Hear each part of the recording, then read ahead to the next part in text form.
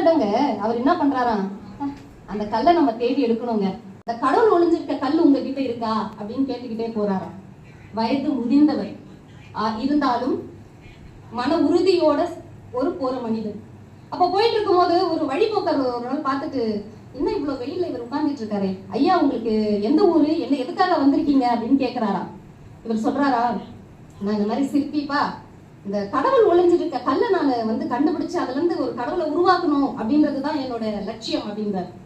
அதெல்லாம் எனக்கு தெரியாதுங்க, நேரா போங்க, ஒரு ஆசிரமம் இருக்கு, அங்க ஒரு முனிவர் இருப்பாரு, அவர் காதுல விழுந்த உடனே வயது என் ஓடுறாருங்க, அந்த ஆசிரமத்துக்குள்ள போறாரு. போய் அந்த முனிவரை பாக்குறாரு. அவரும் வந்துட்டு அப்படியே ஒரு சிரிச்ச முகத்தோட, வாங்க என்ன வேணும் அப்படின்னு சொல்லி கேட்கிறாரு. இல்ல உங்களுக்குள்ள வந்து இந்த உங்ககிட்ட இந்த கடவுள் ஒளிஞ்சிட்டு இருக்க கல் இருக்காமே, அது பார்க்கணும்னு நான் வந்திருக்கேன், ரொம்ப தூரத்துல இருந்து வந்திருக்கேன். அவ்வளவுதானே, உட்காருங்க, அந்த கல் என்கிட்ட தான் இருக்கு. ஐயோ அப்படியா, எனக்கு தெரியாம போச்சு, சரி நான் காட்டுறேன் வாங்க அப்படின்னு சொல்லி கூட்டிட்டு போறாரு.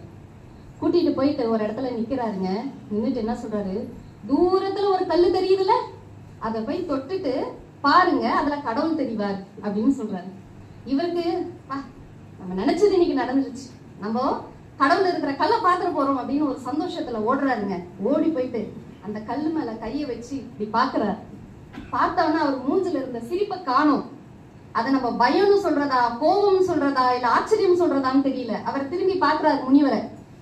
என்ன கடவுள் இருக்கிறாருன்னு சொன்னீங்க, கடவுளை பார்க்கலான்றீங்க, ஆமா குடிஞ்சு பாரு அப்படின்னு சொல்றாரு. குடிஞ்சு பார்த்து திரும்பி பாக்குறாரு. என்ன தெரியுது அப்படின்னு, என் முகம்தான் தெரியுது, நீதாங்க அந்த கடவுள் அப்படின்னு அந்த கதை முடிகிற மாதிரி.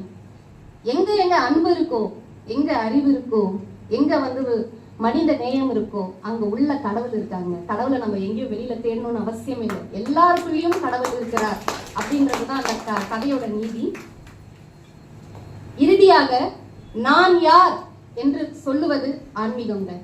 நான் நல்லவனா, நான் கெட்டவனா, எனக்குள்ள என்ன தீமை இருக்கு, அதை நான் எப்படி சரி பண்ணலாம் சொல்றது ஆன்மீகங்க. நல்லதை மட்டும் யோசிப்போம், ஆன்மீகத்தை பேணிப்போம். நன்றி.